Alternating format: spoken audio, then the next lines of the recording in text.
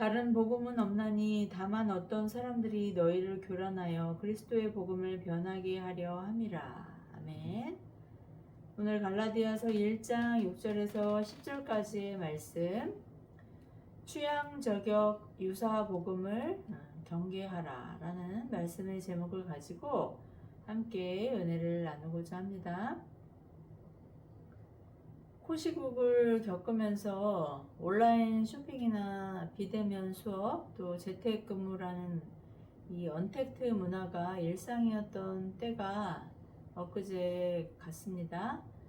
저도 그 기간 동안 설교 멘토링 과정을 수강하면서 미국과 또 국내 각 지역에서 사역하는 목회자들이 줌으로 모이는 그런 이례적인 상황을 접했는데 꽤 좋은 경험이었어요.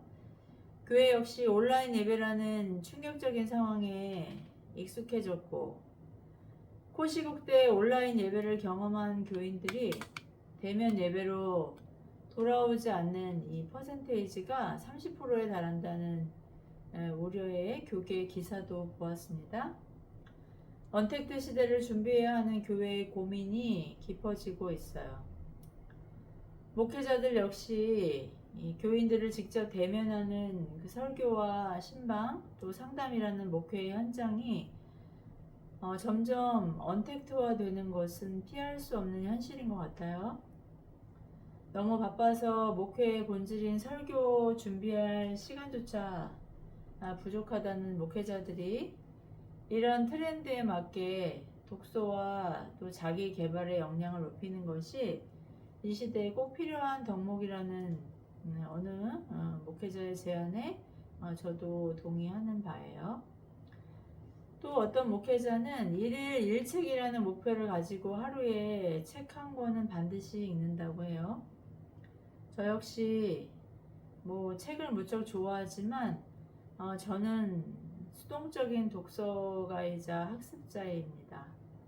학문을 업으로 삼은 아들이 엄마의 독서에는 문제가 있다고 지적하면서 책을 자기 것으로 만드는 그 내면화와 성찰을 위해서 질문하고 정리할 필요성을 조언하곤 합니다.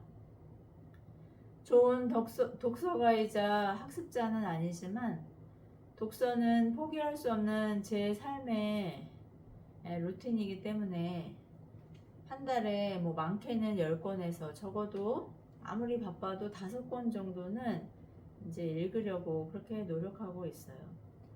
그런 제가 청소년기부터 지금까지 많은 관심을 가지고 또 의욕적으로 다독을 했던 분야가 바로 심리학이었습니다. 나를 알고 싶고 또 다른 사람에 대해서도 관심이 많았기 때문에 심리학이 그렇게나 재밌을 수가 없었습니다. 신학교에서도 목회 상담학 과목이 가장 성적이 좋았어요. 합동교단에서는 여성 목사 안수를 허가하지 않기 때문에 설교를 할 수 없는 이 여성 사역자들은 주로 이 미취학 아이들을 교육한다든지 작년 부서에서도 부목사의 보조나 또 신방에 동행하는 사역을 주로 하게 되죠. 부목사들이 행정 업무로 너무 바빠서 설교 준비할 시간이 없다고 푸념을 하는 그런 상황에서도 여성 사역자에게 설교할 기회를 주는 경우는 거의 없습니다. 똑같이 신학을 했어도 또 심지어 신학교에서 설교도에 1등을 한 여원우에게조차 마땅히 주어져야 하는 그 설교권을 허용하지 않는 것이 현실이에요. 아주 이례적으로 설교할 기회가 주어지는 경우도 종종 있는데 그럴 때마다 엄청난 특급 수혜자라는 자부심에서 자유하지 못한 것이 바로 저와 같은 여성 사역자들의 현실이었죠. 그런 이유에서 여성 사역자들이 심리학을 전공하면 전문 사역자로 인정도 받고 또 선택의 기회도 많이 주어져서 신학을 하지 않고 바로 심리학만 전공해도 교회에서 사역할 기회가 많기 때문에 여성 사역자에게 심리학은 선택이라기보다는 필수인 것 같습니다. 저 또한 그런 이유에서 지속적으로 관심을 가지기도 했고 또 제 성향에도 잘 맞는 그 심리학을 계속 공부해 볼까 하는 고민도 있었지만 설교가 목회의 본질이라는 그 신념은 타협할 수 없었기 때문에 성경신학에 더욱 집중하게 된 것 같아요. 그렇지만 심리학은 여전히 저에게도 이 매력적이어서 다양한 분야에서 얻은 얇고 넓은 그런 심리학 지식을 저도 모르게 설교에서 또 뭐 신방에서 교제 가운데 자주 활용하게 되는 것 같습니다. 교제하는 지체들이나 뭐 또 이웃들이 심리학 용어에 관심을 가지고 솔깃해하는 그런 반응을 자주 경험하기 때문인 것 같아요. 왜 크리스천이 심리학을 신뢰할 수 없는가라는 제목으로 국내에서 번역 소개된 그 에드 벌클리의 저서에서는 심리학을 전문적인 의학으로 존중하고 또 목회 상담의 실제적인 도구로 활용하는 그런 목회자들을 통합주의자라고 비판합니다. 저자는 복음의 능력을 신뢰하지 않고 인본주의에 뿌리를 두고 있는 심지어 하나님을 적대시하는 그 이교도들이 연구하고 개발한 심리학을 전문 의학으로 인정하고 상담의 대안으로 채택하고 있는 교회와 목회자들을 비판하고 있죠. 소위 귀신 들렸다고 하는 사람들, 마음과 정신이 마귀에게 장악된 영혼들을 치유하신 주님은 오직 말씀으로만 축기하셨다는 것을 강조했어요.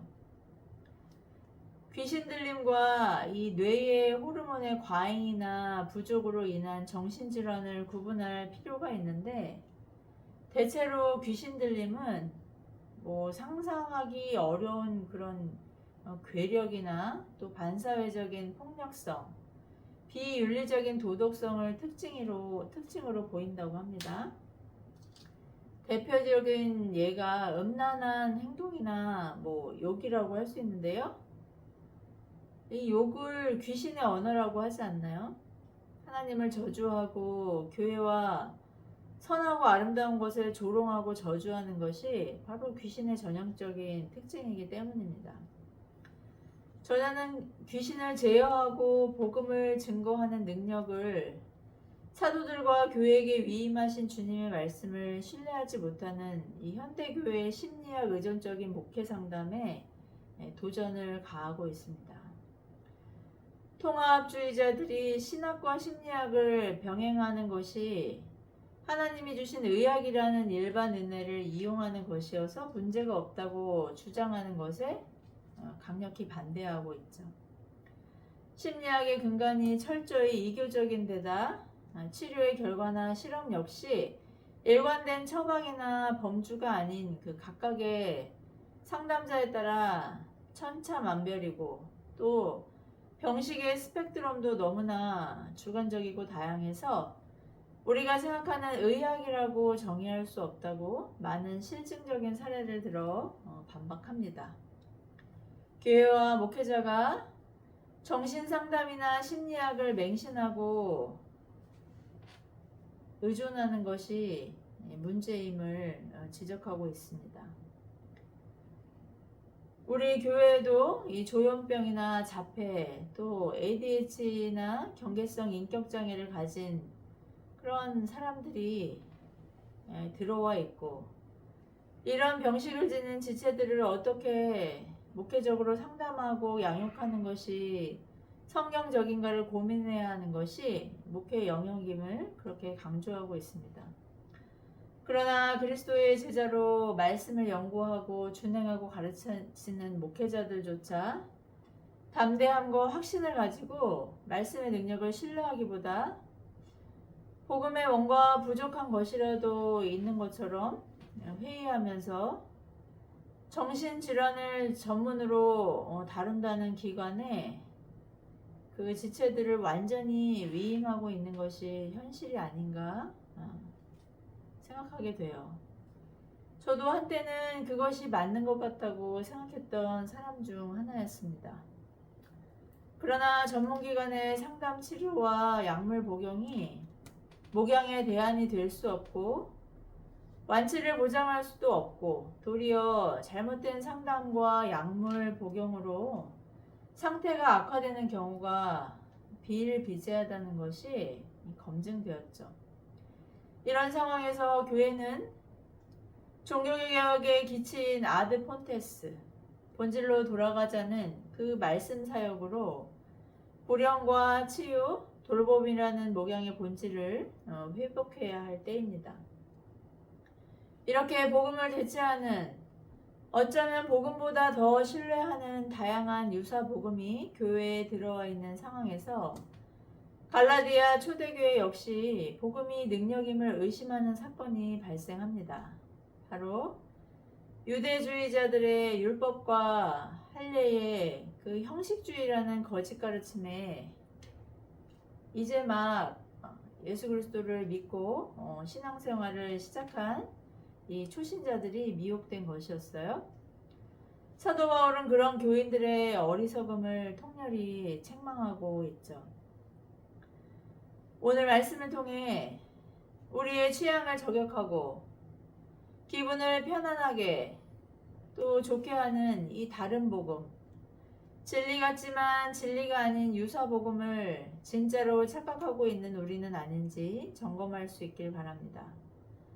하나님이 원하시는 예수 그리스도의 피 묻은 능력의 복음을 뭔가 부족한 듯해서 여기에 심리학과 자기위와 공로를 덧붙이는 인간적인 열심에 다른 복음을 전하는 거짓 선생의 가르침에 귀가 솔깃한 우리는 아닌지 현재적인 신앙과 생활을 점검하고 회개와 또 저항으로 예수 그리스도의 복음을 삶으로 살아내고 전수하는 복된 저와 여러분 되기를 예수님의 이름으로 축복합니다.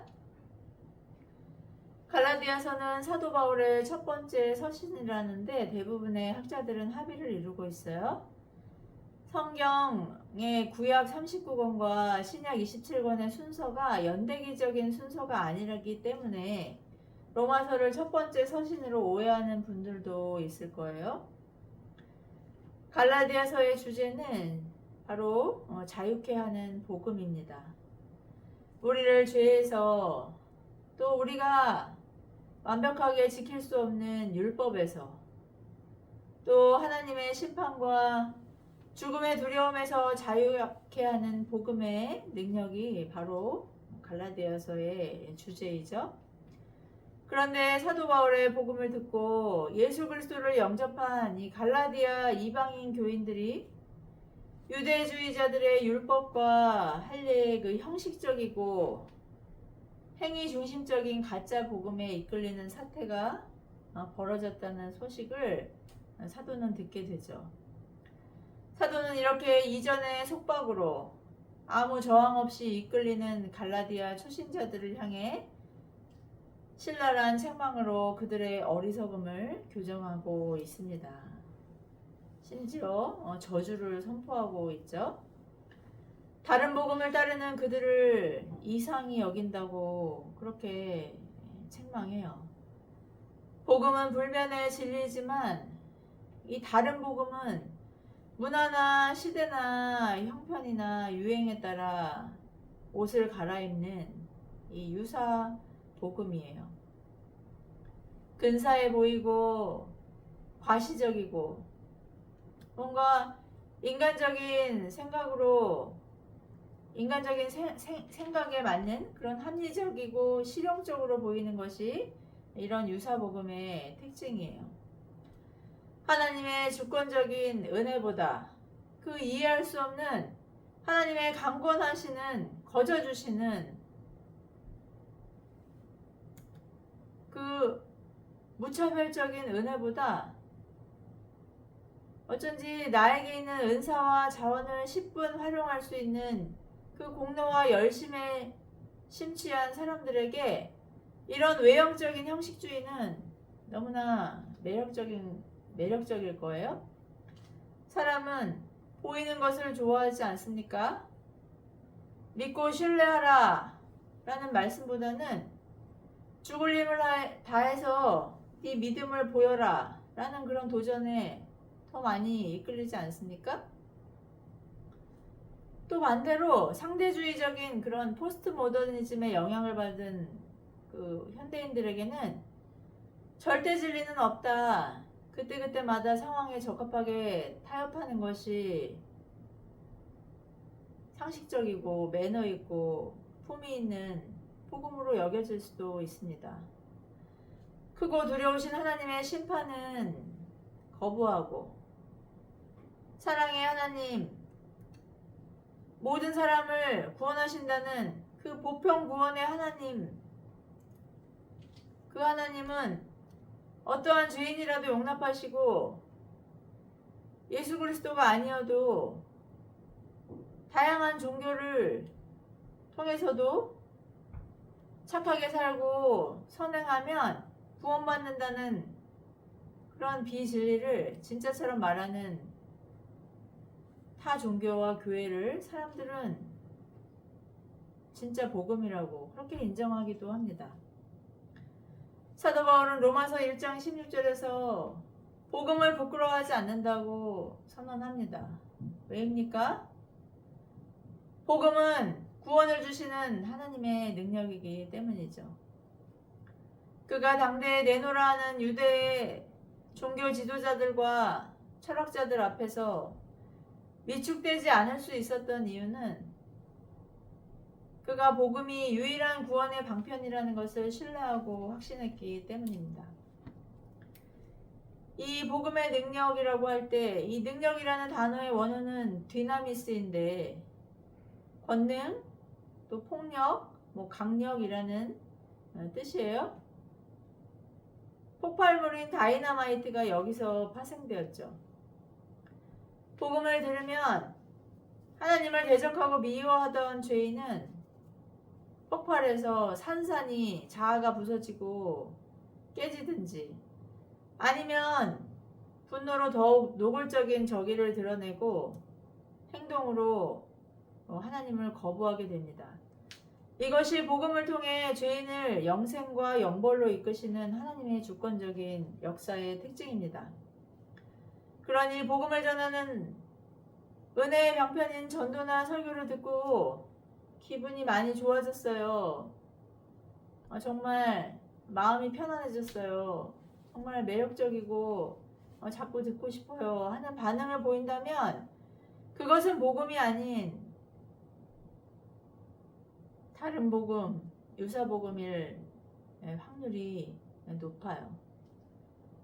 담임 목사의 설교가 너무나 좋다고 우리 교회로 오라고 하는 것을 전도라고 착각하는 것도 다른 복음을 전하는 것일 수 있습니다.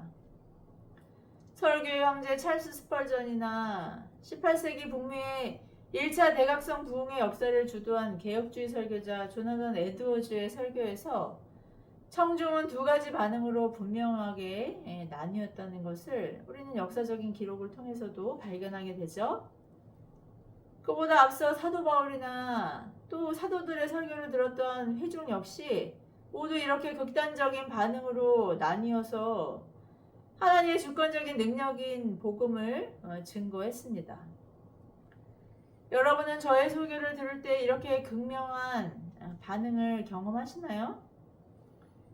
나의 강팍하고 나태하고 세상과 하나님 사이에서 갈팡질팡하는 이 분열된 마음에 대한 그런 성찰로 인해 하나님 앞에 통렬히 회개하고 두려움 가운데 순종을 결단하시나요? 아니면 그래 네 말이 맞아 고개를 끄덕이시면서 오늘 설교 취향 저격이네 참 마음이 편안해지고 느긋해지고 꿀맛 같은 졸음으로 기분이 한결 좋아지시나요? 전자의 경우라면 저는 분명히 진리의 복음을 설교하는 것일 것이고, 만약에 꿀맛 같은 설교를 전하는 그 후자라면 저는 다른 복음, 유사 복음으로 여러분을 미혹하는 거짓 선생님이 분명합니다. 오늘 사도는 그것을 분명하게 선언하고 있죠. 우리가 전하고 듣는 복음이 우리의 취향과 입맛에 맞는 이 거부감이 없는 트렌디한 복음이라면 그것은 분명히 다른 복음, 거짓 복음, 유사 복음으로 하나님을 대적하고 사람을 기쁘게 하는 사기꾼의 감언이설이라는 것을 깨닫고 경계할 수 있는 저와 여러분들에게 축복합니다. 다른 복음은 복음이 아닙니다. 유사품에 주의하시기 바랍니다. 복음은 오직 하나님의 아들이신 예수 그리스도께서 죄인을 구원하시기 위해 십자가에서 죽으시고 부활하셔서 지금까지 만물을 다스리신다는 그 불변하는 진리이기 때문에 진리를 타협하고 윤색한 것은 절대로 복음이 아닙니다. 그런 의미에서 저는 심리학이 교회 안에 아주 깊숙이 들어와서 이렇게 다른 복음 내지는 유사 복음으로 성도들을 미혹하고 있다고 그렇게 경계하고 있어요. 소외되고 유리하는 거라사 지방에 그 귀신 들린 광인을 찾아가신 주님이 그를 치유하셔서 대가볼리 10고을을 휘젓고 다니며 복음의 증인으로 그렇게 사역하게 하신 사건은 성경에서나 있을 수 있는 기적이지 현대교회와 목회자에게는 불가능한 신화일까요? 소외된 지체들은 병원이나 전문기관에 맡기고 교회는 소위 상식적이고 정상적인 대화가 가능한 품위 있는 교인들만을 목양하는 것이 맞다고 생각하시나요? 저는 여기에 반대합니다. 저는 조현병을 가진 원가족의 그런 환경에서 자랐어요. 폭력과 학대와 방임이 일상적인 최악의 상황 속에서 성장했기 때문에 정신질환을 가진 사람들을 척 보면 아는 촉이 발달해 있습니다. 그때도 지금도 많은 지체들과 이웃들이 이런 질환으로 고통받고 사람들과 소통하지 못하고 격리된 삶을 살아가는 현실이 우리 앞에 펼쳐져 있습니다. 그러나 잃어버린 양을 찾기까지 찾으라고 명하신 주님의 제자인 교회조차 그들을 환영하지 않고 소위 전문기관에 전적으로 위임하는 적극적인 방임을 그렇게 아무렇지 않게 행사하고 있는 현실이에요. 저는 그런 지체와 이웃들이 익숙하지만 사실 좀 무섭습니다. 그리고 제가 그런 유전적인 정신질환에 취약한 사람일지도 모른다는 그런 불안 때문에 하나님께 늘 제 정신을 꼭 붙들어 달라고 그렇게 기도하곤 합니다. 그런 연약한 지체들을 만나면 긴장되고 돌발적인 상황이 늘 예상되기 때문에 경계하곤 하는 저를 깨닫게 되죠. 그러나 제가 그리스도인이자 목회자이기 때문에 저를 불편하게 하는 그 연약한 지체들을 전문기관에 전적으로 위임하는 것을 최선이라고 생각하지 않습니다. 그들을 측은히 여기시고 외면하지 않으셨던 주님의 사랑을 제 삶 속에서 실현하는 그런 방편을 늘 고민하고 그들을 섬길 기회 주시기를 그렇게 기도하고 있습니다. 목양과 목회의 본질이 복음을 통해 치유와 회복을 실현하고 죄와 마귀의 억압에 눌려있던 그들에게 자유를 전하는 것이라고 확신하기 때문이죠. 너무나 투명할 정도로 속이 훤히 들여다 보인다고 늘 똑같은 소리라고 빤한 것 같은 환원주의라는 프레임으로 복음을 경시하는 사람들의 비아냥과 전문가들의 냉소에도 불구하고